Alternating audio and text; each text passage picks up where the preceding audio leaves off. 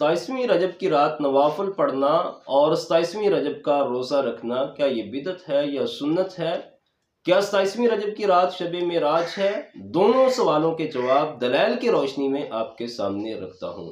پہلی بات کہ معراج اللہ کے رسول صلی اللہ علیہ وسلم کا عظیم معجزہ ہے جس پر ہمارا ایمان ہے، اس سے کوئی بھی انکار نہیں کر سکتا۔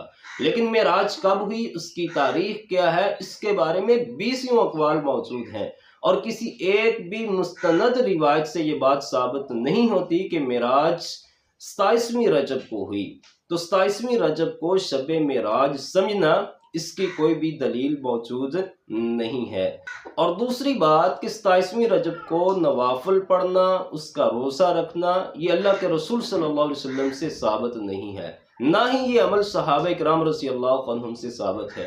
کوئی ایک بھی صحیح حدیث ایسی نہیں ہے جس سے ثابت ہوتا ہو کہ صحابہ کرام رضی اللہ عنہم نے یا اللہ کے رسول صلی اللہ علیہ وسلم نے 27ویں رجب کی رات کو نوافل پڑھے ہوں، پڑھنے کا حکم دیا ہو، یا 27ویں رجب کا روزہ رکھا ہو یا روزہ رکھنے کا حکم دیا ہو، اس کی کوئی بھی دلیل موجود نہیں ہے۔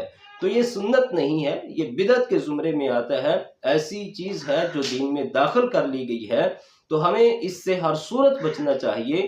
سنت کو اپنائیں، بدعت کو چھوڑ دیں۔